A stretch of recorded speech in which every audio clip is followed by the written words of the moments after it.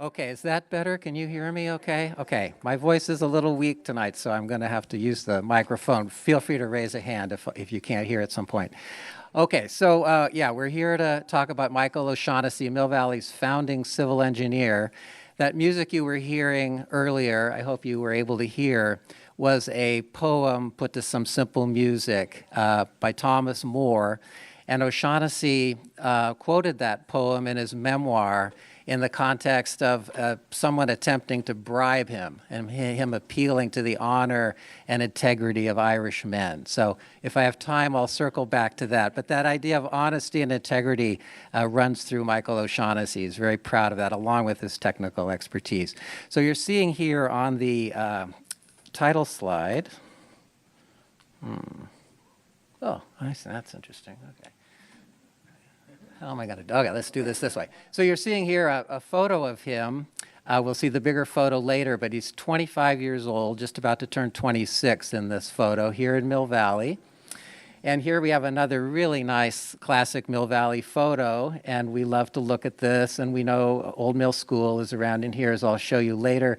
But what's more important is these are surveyors. This is his team right out there, and I'll show you that as we get going. So all of you from Mill Valley have O'Shaughnessy to thank if you've quenched your thirst with a glass of fresh tap water, if you've walked downtown on any of the gently sloped streets, parts of Ethel, took a shortcut down our steps, lanes, and paths, such as the Talkington Steps, looked at the building downtown, for instance, the one that now has Angela's Ice Cream. You drove out of town on southbound Miller, past the lumber yard. You drove across or admired the Golden Gate Bridge. Or what's this? Went on an unusual rafting adventure in Hawaii. What's that about? Well, we'll get to that in a minute. Well, let's continue this O'Shaughnessy appreciation tour. So we get in our cars and we drive to San Francisco. We get onto Stockton Street and we drive through the Stockton Tunnel. That was one of his early projects. We drive over to Southwest Bound Market up to Church Street. We park the car and we get on the light rail toward West Portal. You've just gone 2 miles under Twin Peaks. That's one of O'Shaughnessy's projects. And we get out at West Portal. It's kind of hidden now, but there's a big portal structure there that you can find that, again, was a huge construction and very important for the Sunset District there. Now, what about water? Well, we all know about that. So if you drink water in San Francisco, you know who's responsible for that. Okay, well, what about flushing the toilet? Well, that one too. O'Shaughnessy and his sewers and making sure effluent could get out through the Sunset and the Richmond districts. Now let's get on the El Taraval from West Portal and head out to Ocean Beach. That's a streetcar line. He set up all those streetcars. Let's walk along the new Sunset Dunes and look at the seawall there. The Esplanade was built in 1929. Keep walking north to Judah, get on the N Judah. Now we're going through another one of his tunnels, the Duboce Tunnel, and we're getting out of back at Duboce Church near where the car was. Okay, now back to Hawaii. What was that all about? Well, assuming that you did all this O'Shaughnessy appreciation before 2021, you'd be floating down something called the Kohala Ditch. Now, can I just ask, has anyone done that before or heard of these things? Well, we lost our chance. There's still one on Kauai. It wasn't one of his tunnels, but he worked for 6 or 7 years in Hawaii building irrigation canals. And many of them, look like this, but there's also a lot of tunnels. And this looks like a lot of fun. So this was a big adventure. You could go in an inflatable and cruise for miles down these irrigation tunnels.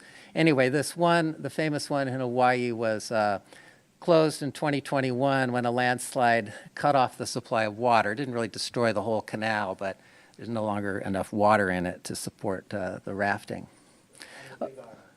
That's on Hawaii, yeah. But these are on all of the islands, apparently. Wherever there was sugarcane, they had these irrigation canals. Okay, so let's back up a little bit and let me tell you what I'm going to do here. I'm going to present a timeline of O'Shaughnessy's life and, in parallel, Mill Valley and California history, right up to 1889 when he arrives in Mill Valley. I'll be illustrating stories from his memoir. Now, this is an unpublished memoir, and he would tell a story in about 2 sentences. He's a civil engineer. Very terse, but nevertheless, you get the idea. So it was a lot of fun for me to tear those sentences apart and make sense of them and illustrate them with maps, and that's what I'll be showing you. And then you'll get a feeling for O'Shaughnessy, his work, and his legacy as I talk. And I'll leave time for a Q&A, and you can ask me more than just about his Mill Valley work. So as I mentioned, the stories and information that I'm going to present are almost entirely from his unpublished memoir. And you can view this thing on a viewer from the University of Galway in Ireland digital collections. This is just a snip from the title. This particular one is Engineering Experiences from Honolulu to Hetch Hetchy. There's nothing about Hetch Hetchy in it. And it's mostly about Mill Valley, frankly. But he hadn't published this. I think he was interrupted with his work by his dying, frankly. Okay, so let me do this timeline now. What I'm doing here, the yellow is the year, so 1820 to 1850. Up here will be things in Ireland, and down here will be things in California and Mill Valley. So let's start here in 1820. We've got Mexico getting independence from Spain. 1834, they're always looking at whether Ireland really should be part of, joined with England as part of the UK. It was repealed. At that same time, Mexico granted John Reed the Corte Madera del Presidio Rancho. A few years later, Mexico granted Rancho Sausalito to William Richardson. This is the one relevant to my talk tonight. 1846, we had the Bear Flag Revolt, so people were trying to get independence for California. And in 1845 in Ireland, one of these severe blights occurred, huge famine, very difficult times in Ireland. We had the gold rush in California, and in 1850 we had California statehood. So now the flag here changes to California. Okay, moving on from 1851 to 1874, Ireland is losing population due to immigration and famine, huge population drop. California as a new state is wondering what to do with these ranchos, all this land that Mexico granted to people. You've got to have your land surveyed. The Rancho Sausalito is really not doing very well. The rents are not very large collected from the dairies, and really can't make a go even though he owns all that land. Here's our key date in 1864, May 28th. Michael M. O'Shaughnessy was born to a fairly prosperous farming family. There were 9 children. 2 of them died quite young. He was on the tail end of the family, not the last, but not the first. Because of that large family, he says he was placed in the care of his grandparents, maternal grandparents, who lived about 16 miles from where he was born. So he and his sister went off to live with the grandparents. Also in this household was an uncle and an aunt, not married, but siblings of his mother's, and then another adoptee, a 16-year-old young girl. So they had a household there that he largely grew up in. He had a very, I'd say, pleasant childhood, the way he describes it. No really hard work or deprivations. Very good memories, particularly of his grandmother, his sister, and also particularly of his uncle. So back here in Mill Valley, Marin County, we've got Richardson dying. Jacob Gardner, hired by Throckmorton to manage and oversee the rancho. Throckmorton's going to try to figure out a way to keep it. Meanwhile, back in Ireland, O'Shaughnessy did very well in school and was encouraged to work hard. He mentions that his sister was quite a good mathematician. This was an older sister, and I think this was some inspiration for him to kind of compete in that sphere as well. Now we're coming up to 1875 to 1886. O'Shaughnessy and his sister are returned back to their father's home. And one of the reasons was many of those older siblings had now left that household, so there was room in that household. Still, we have terrible conditions in Ireland, economic downturn. Nevertheless, this family was always able to survive. He doesn't talk about huge problems there. Throckmorton lords over the ranch, but very low rents. In 1881, we've got foreclosure on the Throckmorton, what's now called the Throckmorton Ranch. Meanwhile, O'Shaughnessy is going to secondary schools. Now he's going to college, and he's getting into Queen's College, Cork, and he's graduating in 1884 from RUI, or the Royal University of Ireland, and he's taking exams in Dublin, although really he did most of his studies in Galway, so this is always kind of an enigma, but a lot of archive is at Galway. So here we have crisis on Rancho Sausalito, and the Throckmortons now are losing Rancho Sausalito. It's being foreclosed upon, and the San Francisco Savings Union is taking control of it. In 1885, O'Shaughnessy and a cousin, at the suggestion of sort of people he runs into, said, you really should go to California, a lot of opportunities there. So he took off and arrived in California, San Francisco, in 1885 in March. He actually spent a while trying to get his feet. You know, there's an Irish community here, and he goes to church. He talks with as many people as he can. They're trying to help him, but he can't really get the position that he wants all the time. His first real engineering job wasn't until January of 1886, working on surveying for some railroads in this town called Beckwith in Northern California. So now we're getting to 1886 to 1890, just a short period of time.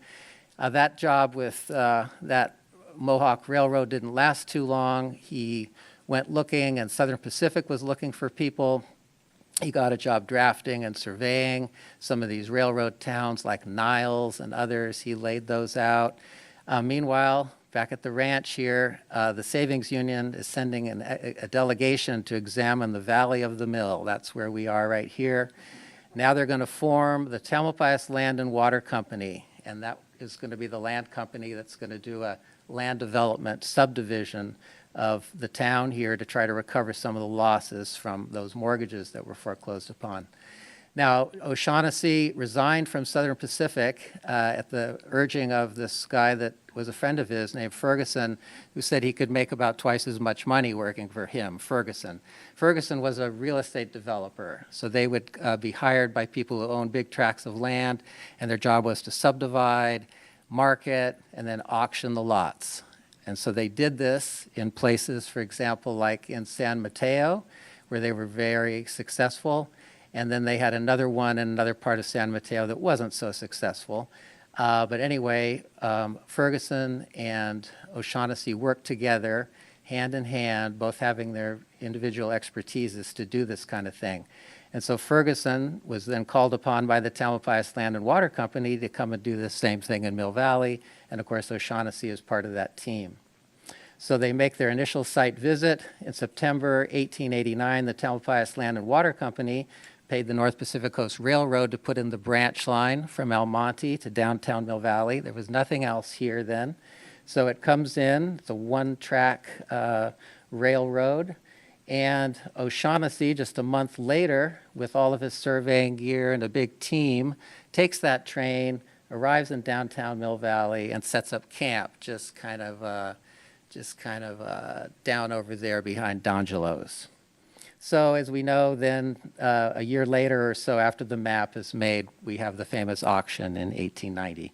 Okay, so that's kind of a timeline of these two events, two parallel tracks, and then them coming together. And what I'll do now, as I said, is to illustrate some of these stories and show you what Mill Valley was like for O'Shaughnessy when he was here. So this is a snip from the typescript version of this online unpublished memoir of O'Shaughnessy, just an example of his writing. This is exactly the same text down here, but let's just read it and you'll get an idea for, you know, his writing style, and it's good. But again, a lot of things packed in. He says, in August of 1889, I made a visit with S.W. Ferguson to Mill Valley, driving a team 6 miles from Sausalito via Alto to look over that dairy ranch, part of the Throckmorton Ranch. The Portuguese farmer objected to our going through the ranch gates without a permit, but we finally assured him and gained admittance and made a preliminary examination. So that kind of thing. I'm asking myself, which ranch, which gate, who's the Portuguese farmer, et cetera. So let's look at that for now. So first of all, what did Mill Valley look like at that time? This is a really nice watercolor by Edwin Moody. We're looking kind of from Eucalyptus Knoll into Mill Valley. There's artistic license here. You can never get these peaks to line up exactly like that. But the detail that he shows, this is Reed's Adobe. Okay, and then you can zoom in on this and find huge details. This is the old homestead. This is where Jacob Gardner lived and maybe Throckmorton at some point. These are the creeks that have been realigned and whatnot. But nevertheless, there's a lot of information in this painting, even if there's also a little bit of artistic license. Just to give you an idea of the detail, I've blown up here the old homestead building. And so this is right above the 2 a.m. club, right at Ethel and Montford. And just to confirm that, this is a slightly different view of that same building, but you can see the attachment here of the building and then the building itself. This view of this photo is taken from somewhere like right here of the building, so you're just barely seeing the attachment. This is Jacob Gardner on the porch. So again, you just see the detail and you can appreciate that there's a lot of information there. It's not just your imagination. So let's go to his sentence now, that he took a ferry and from Sausalito went 6 miles on this road he calls Alto to Mill Valley. So this is Sausalito. This is right at the ferry terminal. This is where the Golden Gate Transit ferry currently comes in. Spinnaker Restaurant, all the marinas.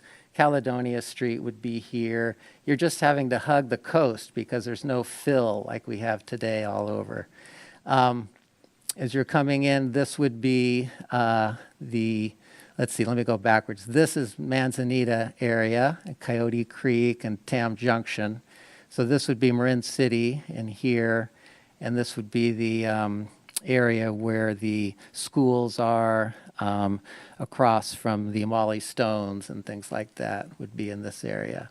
So he's on this road, which is shown on this map, this little dirt road coming around the corner, probably just where it is today, across Coyote Creek to Tam Junction, continues up past El Monte, turns the corner. And now we pick it up here on a slightly different map, but we're coming around at El Monte. And note that there's this kind of a route across the marsh here, this kind of sketchy thing, but he's going to stay on this road and keep coming around. So the high school is right in here, well, mostly on Phil in here. The Safeway would be somewhere in here. This would be Reed Street about here, the 2 a.m. club about here. This is the old homestead that I showed you the painting of. This is Reed's Adobe. Okay, so just to give you a feel, these marshes are extending way inland. Nothing filled in here, but here's this road that's not too different from our Miller Avenue today. And he gets to a ranch gate. So I believe that that ranch gate is right here. These dashed lines could easily be fences, either here or somewhere over here. And it was undoubtedly someone working there for Throckmorton at the ranch who was like, who the heck are you guys? And was reluctant to let them in, but finally did. Okay, so more on this map. It's an old topo map. It's not very accurate. You can't overlay this on a modern topo, but you can look at the vegetation. They're sketching willows probably here, all sorts of trees and whatnot, and maybe some heavier forest back up in here. Downtown Mill Valley is right here. The thing to note is there's no buildings. It's just ranch land. There are some routes and some roads and things, but just nothing really to, nothing man-made. It's really wild country. So this is what this is from 1873. Okay, so, I guess I've kind of talked about this already. The interaction with the dairy rancher at a gate. Let me just read what Chuck said in his book. He said, Throckmorton viewed Rancho Sausalito as his pride and playground. He was jealous of it and would allow no trespassers or campers. One visitor noted it was quite a privilege to obtain a special permit to spend a day at the ranch. You drove up from Sausalito in a livery conveyance to the homestead, that's this building, presented your permit and procured a key at the gate at Locust. So that's what makes me think that was the gate that they encountered. So that's just what you can get out of the memoir and figure out where he was. Okay, let's look at some other views. This is a really nice old photo from about 1885, so just a few years before Shaughnessy arrived. and we're looking up somewhere around East Blythedale. I'll show you that in a minute. Here's some horses and a person. I want you to note this washed out gully below East Peak. Look how prominent that is, and that'll have a role to play in a little while. This is a nice ridge there, middle ridge. So what I do is I use Google Earth, and I position myself in various places and try to get a match with some of the main features. So here's obviously Mount Tam matching, and then I can get Middle Ridge to be in front of it with the proper valley there where these trees are.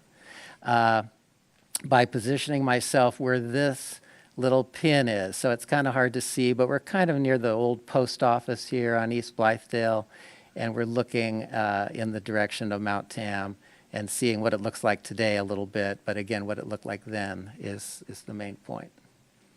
So here's another view. This is about 1890, so I'm not even sure most of these houses would have been here when O'Shaughnessy arrived, but we're looking over at the Madrona steps up to Summit, and O'Shaughnessy would eventually build his house up in here, but it's not built at this time, obviously. But you can see all grassy, but nevertheless a lot of trees on this side, on the Ethel side. It's well forested.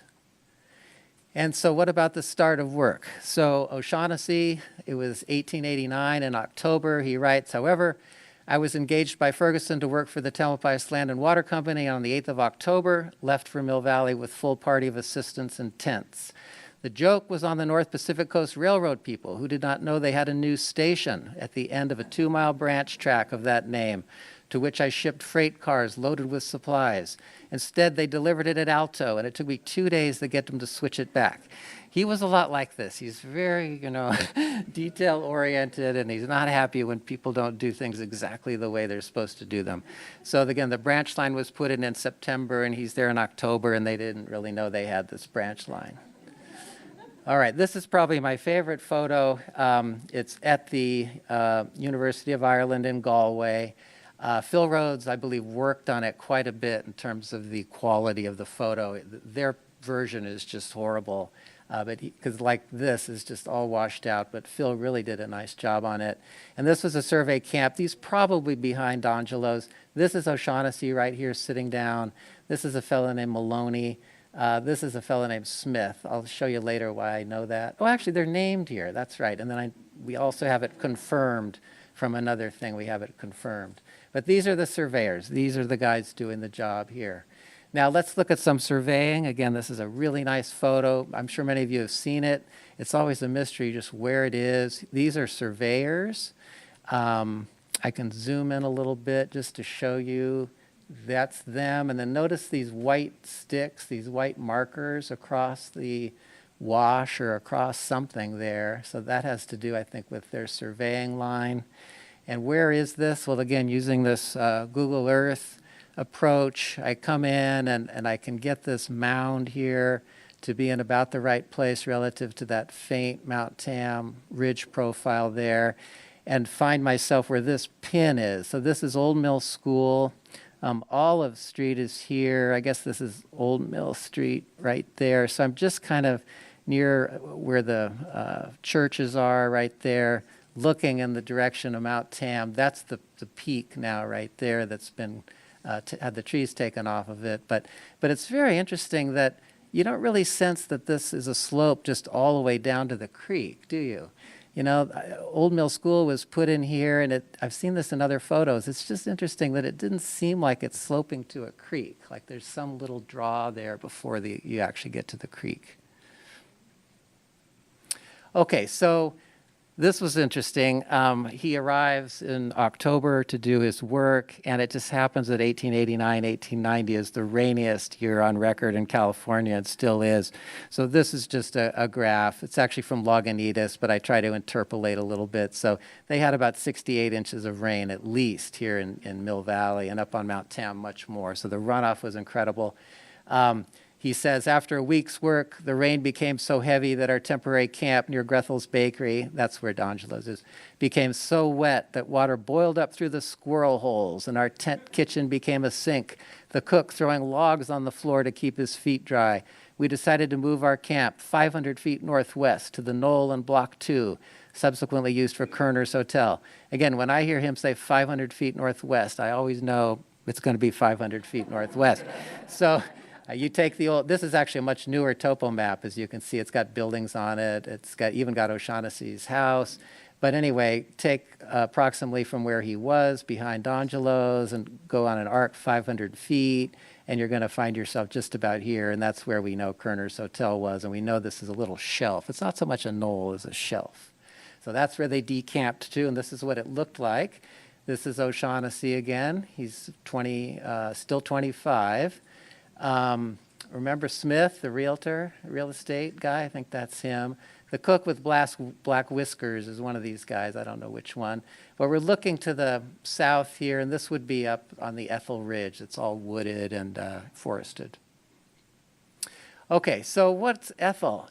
Ethel was just amazing to us. In his memoir, he says, by the way, this should be John Rhea, but anyway, right away, as a high priority, they hacked out and excavated Ethel with pick and shovel, 15 men, $1 a day plus board. And they, in about, just a couple weeks, scraped in and made a road along Ethel. And the question is, Ethel, it's just this small road. What's the deal? Well, the deal was the Tamalpais Land and Water Company didn't own enough space between the creek, which was the dividing line between Reed and Richardson. They didn't have enough space between the creek and the steep hillside. And they already put the branch line railroad into the very narrow space they had. This is right near the lumber yard. So there's the creek, a little space, which is outbound Miller today, and then a hillside, and they put the railroad there. So O'Shaughnessy and others said, we need a road. So they put in Ethel. But later, he wasn't that happy with that. And in addition, you can see this quote, the company feared Warmouth. Warmouth owned, all right, this is the, pretty much where the lumber yard is. This is the creek, this open trace there, and it makes this funny bend right at Millwood. And so the train actually came in and made a bend there in order to stay on the southwest side of the creek. And the reason was they didn't want to deal with Warmouth, who owned this for some reason. And so it created these curves in the railroad and made it impossible to have a wagon road there. So this just illustrates it. Again, I've traced the creek with a blue line to show it right up, hard up against the steep hillside here. Downtown Mill Valley is here. Millwood is about right here. Park Avenue would be somewhere down here. And this is what it looks like. Here's Millwood and the lumber company. We're looking north toward Mount Tam. So the railroad came here, crossed, well, actually it crossed right here and then went over there. So O'Shaughnessy is very enterprising all the time. He's always finding solutions, looking for answers. He just talked to Warmouth and got him to agree to sell a little bit of land. I'll summarize that in a minute. And so he was able to move the railroad tracks. And by doing that, he would have space for a road, which would be our outbound Miller. So let's see if that's summarized next. So this is, again, a quote from the memoir. The company feared Warmouth, built the railway. I already had that. Here's O'Shaughnessy. I got authority and volunteered to revise the location, and with Mr. Warmouth's consent, agreed to pay him $650. This is about $24,000. For new right-of-way, got grade ready, and with aid of 100 men, moved the railroad tracks across the creek in one day. So the trains went out of Mill Valley in the morning over the old tracks and came back in the evening over the new ones. And this, he's always really proud of these kinds of things, and it is pretty impressive. But it was another time. There weren't a lot of permits to get. And so this is just a photo of the way he changed it. So now instead of, this double reverse, which went over here, he was able just to cross the creek once. This is Warmouth's land. The lumber yard would be right here. And this is just a photo showing it down out near Reed. That's the Maples. That house is still there. I just showed this to show this was a single track. The engine and the cars never turned. So they were pushed out to Almonte and pulled into Mill Valley. The engine or the power engine never changed position. Okay, so what did O'Shaughnessy do during his time surveying? He was tasked with making a map. This is going to be the reason or the basis for an auction where people can actually buy properties. So how did he do this? Remember, he's 25 years old. I designed Mill Valley on a unique plan, all streets on uniform grades, 5 or 10% maximum, width of roads 50 feet, every lot having a street frontage. The directors of the company, Lovell White, Henry Campbell, Joseph Eastland, Mr. Miller of the bank, and L.L. Janes, a liquor dealer, visited me occasionally Saturday afternoons and seemed to be extremely pleased with the progress and plan of the work as outlined by me. Again, this is him writing, but still. Ferguson had other irons in the fire. Remember, Ferguson is the auctioneer, his partner, becoming land agent for another company, but he relied on his judgment, that is O'Shaughnessy's judgment, at 25 years of age to handle the project. O'Shaughnessy had only one controversy with Ferguson over the road crossing the stream back of the old mill, where he wanted to change his plans, but the directors overruled him and sustained my judgment. So again, O'Shaughnessy winning his little battle there. So this led to the auction in 1890. These are, again, quotes from his memoir. The land agents, Steele and then Smith is the guy I've been pointing out. They were employed by Ferguson as assistants, and so O'Shaughnessy goes over all the properties with Steele, and he's very impressed by the energy that this guy has, which again is the sort of the O'Shaughnessy way. He really likes a lot of energy and entrepreneurism. This was the second time I met Ferguson, who had one arm and assumed a military air. This is going back in time, but I just wanted to point out the interesting thing of this auctioneer having one arm. And it's just an interesting picture when you think he's got to, choose the highest bidder and then also gavel. But anyway. So the auction, I think I won't spend time on it. We know a lot about it, and we know about the restrictions that the Tamalpais Land Water Company wanted to put on the lots in terms of selling alcohol, et cetera. But some of the marketing maybe is worth reading. 50 minutes from San Francisco, no tunnels, pure water, perfect drainage, practically no fogs, no harsh winds. It's a big marketing thing. But the auction was very successful, and they sold a lot of lots. I was saying about Smith. He always looks like this. O'Shaughnessy and Maloney. You can just recognize them when you get to know them kind of in these old photos. And you can start to learn to decipher the handwriting. This is Chief Engineer William O'Shaughnessy, Real Estate Agent Smith, and this one I've never been able to make out beyond Maloney. And this was his date was actually wrong. Someone corrected it here. 1889, it should be, no, 1890, now I'm a little confused. July of 1890, that's okay. Yeah, that's right. Okay, so this was the Tamalpais Land and Water Company. I've talked a little bit about land, but what about water? So O'Shaughnessy was thinking about the water problem all the time and how to get water to the town. So he has this wonderful story in his memoir. I'll read a lot of it here, but maybe not all. I led the way with my demijohn. As far as I can tell, a demijohn was something like this, a big glass jug, probably covered in wicker, with 6 people attached. So maybe they're all carrying it on a long stick. The route was straight up the washout on the southeast slope of the mountain. Remember I showed you that big washout? So they went up West Blythedale Canyon and right up that washout. The mountain was then in a natural state of wildness without any sign or mark of trail. For exploration purposes, I figured we should swing around on an arc to the southwest and come down the trail along the crest. He was looking for water again. He took the demijohn, and by burrowing like a rabbit under the thick brush and using my hat as a shield from the thorns to pilot the way, I broke through the brush down to an elevation of about 1,500 feet into the shelter of a steep canyon to find a rippling, singing brook of beautiful spring water. Now we get to the quantification. 500,000 gallons a day, enough for 5,000 people. So he drank some, and then he went up to the rest of his party. He was hiking with his future wife and her family and 6 people. So he realized he could find he had a water supply that didn't need an expensive dam or any tunnels. So I used these numbers, 400 feet, 1,500 feet, 1,800 feet, exactly like he talks about them. And, well, first let me show the route on an old map. So this would have been West Blythedale Canyon. He's going up the washout to the top and then coming down Throckmorton Ridge.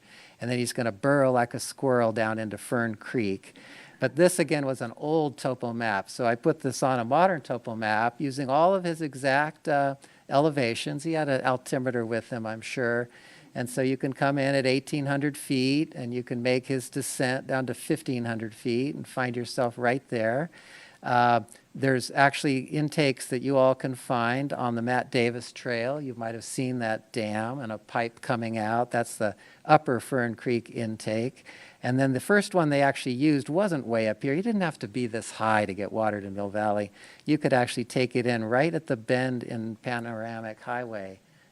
Right there. You can pull off, and there's a nice little pool people have made and a little dam. So that was actually high enough to put a pipe in and just get it over the ridge where Mountain Home Inn is and get it sent over to Mill Valley.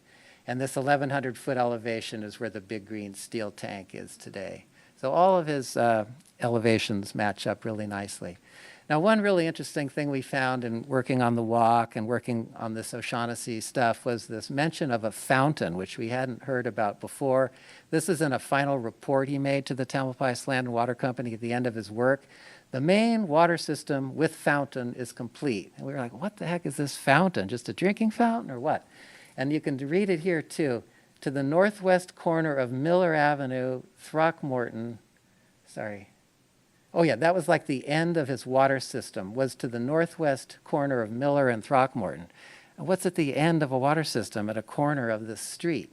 Well, the fountain was found by Phil Rhodes in this beautiful photo. It's just a fantastic photo. But the key to this photo, this is the fountain, is the lack of the building at where the corner bar is, at Bernard and Miller and Throckmorton. As soon as the building got built there, which was really early, any photograph from this beautiful promontory always blocked the view of that place. And so we never saw it, even though there's all kinds of photos from there. But this is the fountain.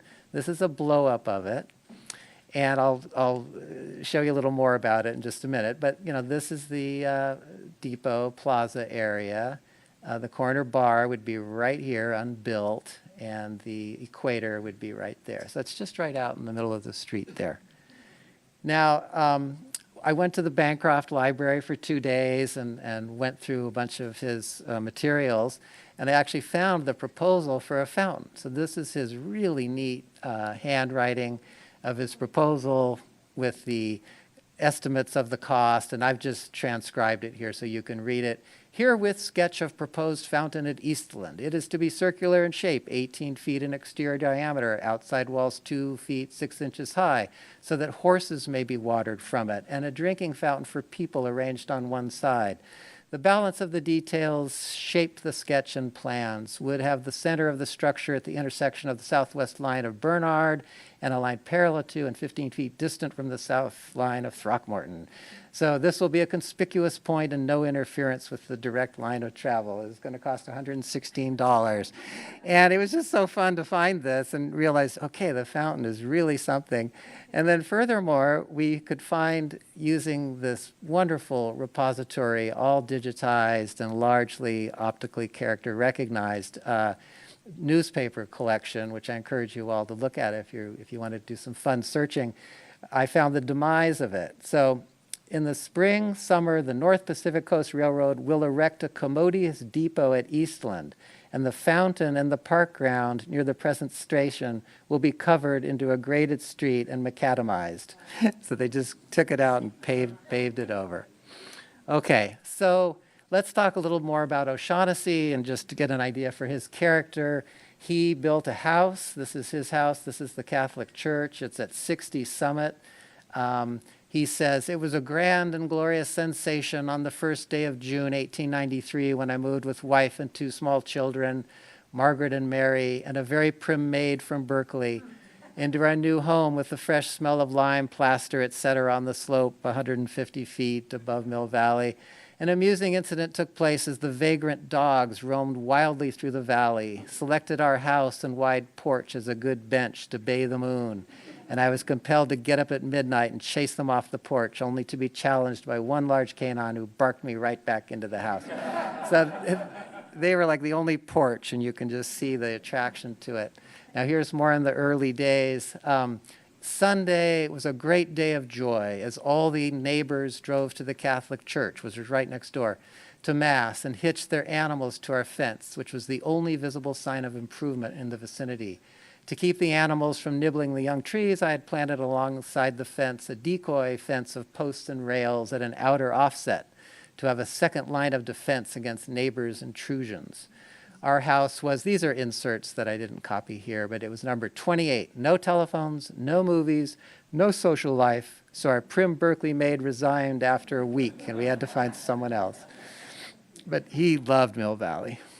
Okay, so let's talk about the earthquake for a moment. So we're in 1906. I'll fill in some of what he did right at the end. We're at 1906 now, and he is in Hawaii working on these irrigation canals. After breakfast, 7:30, a small bulletin board was posted at the local hotel desk announcing the fact that San Francisco was destroyed by a quake. This made us all very much depressed, so I went immediately to the steamship company's office to buy a ticket to San Francisco. I secured berth on the Alameda to leave that morning at 9 o'clock. Now, this is a very interesting photo. It's made by suspending a sort of a blimp-like object, almost like a kite blimp up high, having it stop, and it takes a photo or many photos. It's very high resolution. You can zoom in. I can't really do it justice. It's hard to see all the damage, but if you can just imagine that a lot of this is just destroyed buildings. This is about 4 days after the earthquake, as I recall.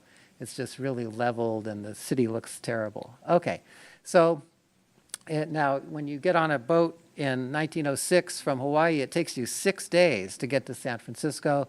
And there were a lot of people just like him, all worried about their families. Most of the men played cards and killed time. I could not do it because I was too nervous.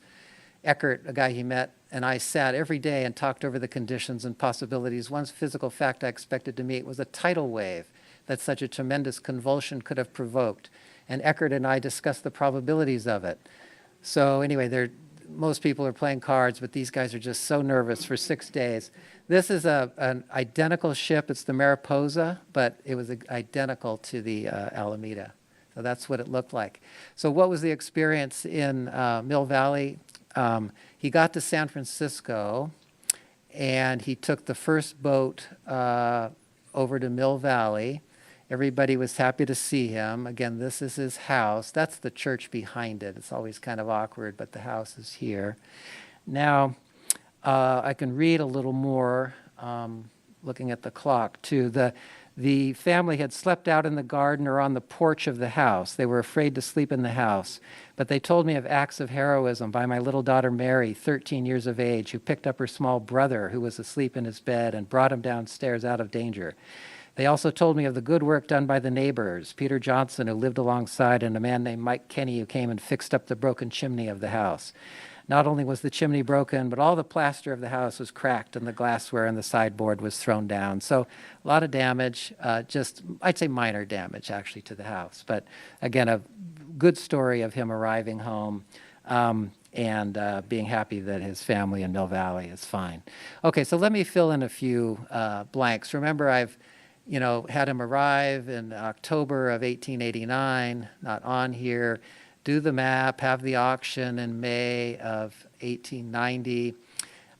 Then I've left out kind of what he did right after that. What he did was be a consulting civil engineer, and he was actually very successful. And people got to know his work, and he was doing really well, I'd say. He built his house in 1893. That was a big event. So the family lived in Mill Valley starting in 1893. Prior to that, they had lived in Mary's in-laws' house, which is still standing in San Francisco on Eddy, I think.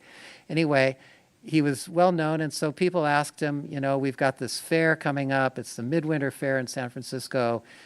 We'd like you to set that up. So this was a big job. This is in the area right near the DeYoung Museum and the California Academy of Sciences. That big plaza area was transformed into this really interesting, weird fair.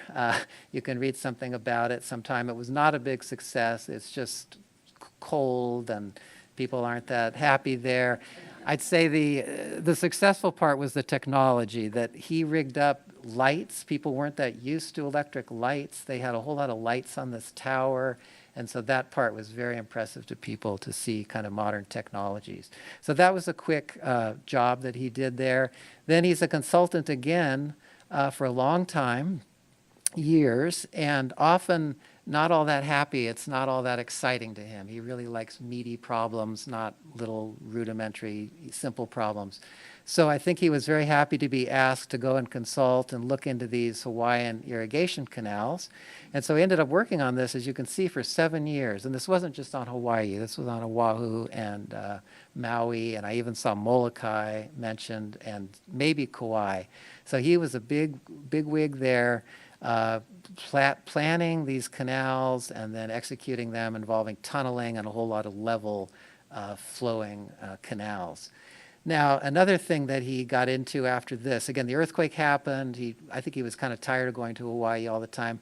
I read somewhere that he made 33 round trips to Hawaii. This all would have been by steamer, 6 days each. So he was then asked to come and work in Southern California, in the San Diego area, and this too was a big challenge. San Diego is extremely dry, but they had some water collection systems up in the mountains. And so he worked on a dam called the Morena Valley Dam that had actually been started by another company, and then it had been abandoned. They were just failing in their construction and abandoned the construction. And so he picked that up, very challenging to clean up the mess and start over. And what's significant about this, really quickly, this was a rock-filled dam, so it's not a concrete dam.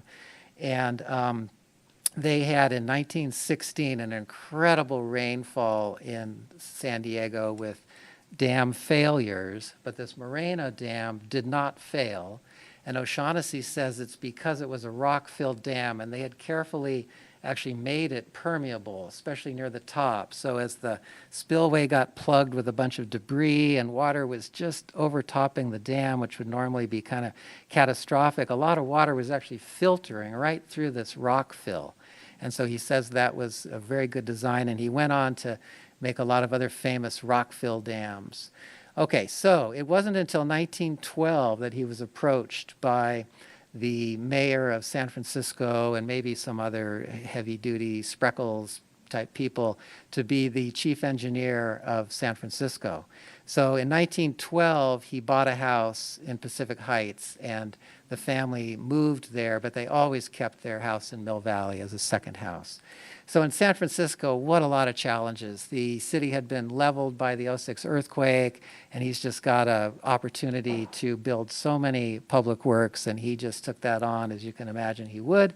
And so he's renowned for so many things in San Francisco.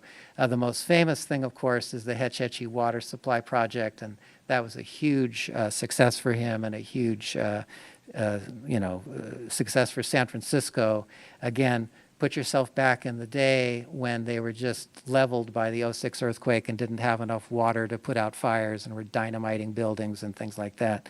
This was really a priority, and they delivered on it. He actually died just a few weeks before the first Hetch Hetchy water actually came to San Francisco.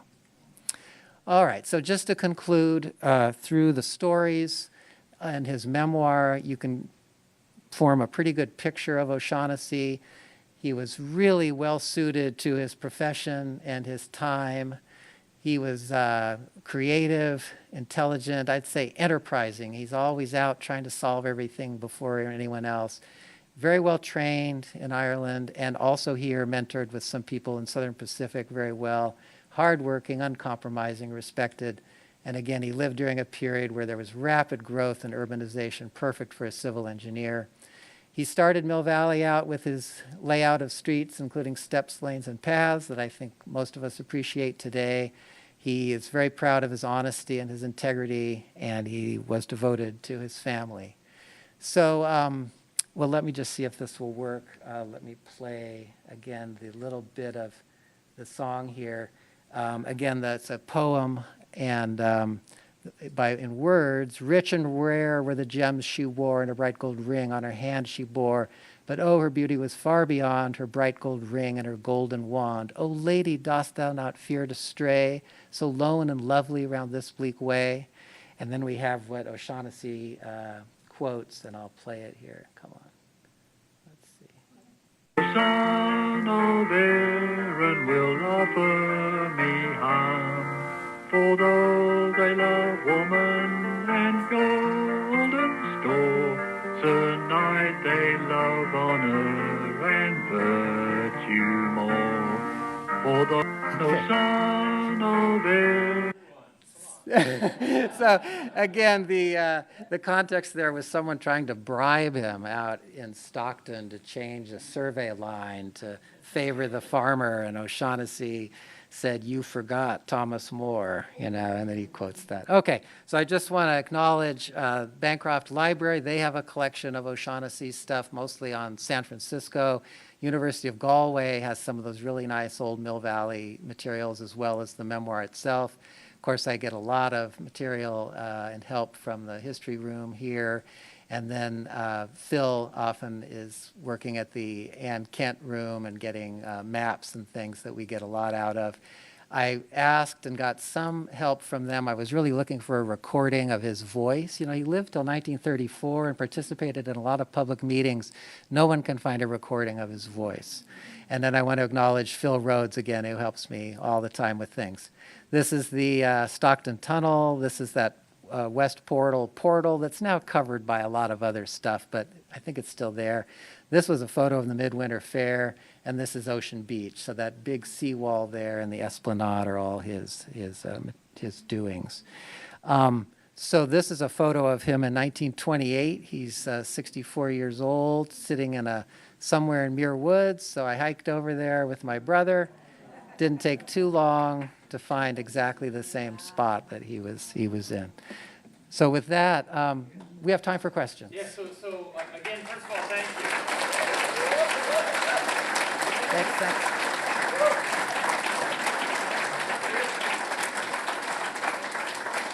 All the regulars here, you know how it works. It's over. If you need to go, no harm, no foul. We're going to do Q&A, and then we'll need your help putting a few chairs away. So how long do you think we have for Q&A? Well, we'll cut it, 5 to 10. 10 minutes. Yeah. Let's do it, see what happens. Thanks. Any questions? Yes. There's a rumor at Muir Woods that the water from Hetchy, for a very significant length, is carried on redwood pipes. Is there any truth to that? I've never read that or heard that. I don't believe it. Oh, did anyone hear the question? Whether water from Hetch Hetchy was carried in redwood pipes anywhere? I just know about tunnels blasted out of granite, and maybe they upgraded it. Maybe that's what I know about, not the original. But I just have never read that. Okay, yes. Well, no, it was just regarding that question up at the Rock Spring, from the spring, the actual spring for Rock Spring, water was conveyed through a redwood pipe to where we thought Rock Spring was. Yeah. Okay, did everyone hear that? There were uses of logs for pipes on Mount Tam. Yeah. Okay, right here. When they had built that fair, was that Golden Gate Park already established? Yeah, Golden Gate Park was already established, and let me elaborate on that a little bit. So McLaren was the superintendent of Golden Gate Park, and he was really opposed basically to that big development and it potentially ruining trees and the landscape and whatnot. So interestingly, McLaren also was the guy who sort of designed the garden of O'Shaughnessy's house right here. So there was a case where one of the buildings that the Midwinter Fair people wanted to build was positioned such that you would level a little knoll and cut down some trees. And McLaren was just saying, no, don't do this, just rotate the building a little bit, rotate the building. And so O'Shaughnessy did it without telling his bosses of the Midwinter Fair. And so they saved the trees. And O'Shaughnessy was caught. And he said in his memoir that he took a half hour of just total, the guy was berating him and telling him how bad he was to have moved the building and everything. But O'Shaughnessy ends by saying, well, you know what? That building was long ago torn down and those trees are still there today. so anyway, yeah, one more. Hi, you had said that the railroad went from the depot to El Monte. Is that right beyond the high school where, on the way to Camp Valley? Yes, so just kind of the football field is there, then there's a little marsh and then a little parking lot and the road's kind of going up over that little turn. If you just go to the left out into the marsh, the split was just right there. And then Actually, ultimately they made the railroad to Sausalito? that was already there. You know, coming from Sausalito and turning and going near the dog park and all the way past Alto and into the tunnel, that was all there since like 1870 something, 1875, I think. Yeah, here. Did you bump into any vitriol between John Muir and O'Shaughnessy? I kind of didn't. Okay, the question was, did I read about the arguments between John Muir and O'Shaughnessy? I kind of avoided the Hetch Hetchy topic. I felt like that would have been a talk in and of itself. There certainly was that, I mean, for sure. And, O'Shaughnessy, for a lot of people, is a controversial figure, right? Because we think about Hetch Hetchy. But he just lived in a different time, and he never, I think, felt bad about it in any way. He felt like he did what he had to do. And John Muir, obviously, and others felt differently. I'll just say one more thing about that. And as I thought about it and thinking back to that time, this was 1912, let's say, when O'Shaughnessy picks up the project in 1913. You know, it's not like today where we can just take off in the car and be in Yosemite in about 5 hours and camp and go backpacking and everything. Probably very few people went there. You know, it was a wagon ride and multi-day trip. And so people would have had a different feeling about that wilderness out there and what it should be used for. Not John Muir, but others. Okay, I had another. Comment. We still have time Suze for is questions, next. but having done the tours, when you mentioned O'Shaughnessy, you would get a reaction from somebody or two or three. And for those of us that grew up, John Muir reading his things and then finally going there, he was obviously mentally vilified. And so I found it pleasant to learn more about the man and the wonderful things he did in our town and going to the effort of making all the streets to try and have a view and the walkways and things like that. So it was kind of a refocus a little bit. So it was a good question. Suze. Did O'Shaughnessy, by the way, that was one of the best talks I've ever heard.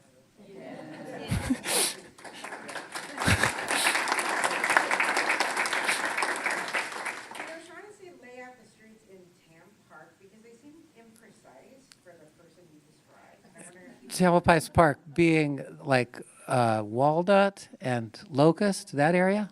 No, he didn't. like Tam Park, like Catalpa and No, that would, no, yeah. But that could be another talk. I haven't heard people criticize those. Barry Spitz, I think, talks about them. And, somebody liked them as carriage routes. Yeah. so they laid out this part. Yeah. Okay, yes.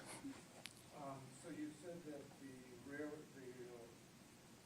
branch line coming into Mill Valley originally went to the west of Mill Valley Lumber. Yes. I was wondering if you had ever seen a photo or it drawn on a map, this particular alignment. On the west side. I'm not sure I have. I'd like to look for that. Yeah. It wasn't long. It was Remember, it wasn't within a year. long. Oh, yeah, much less than a year. Yeah. So the O'Shaughnessy house, it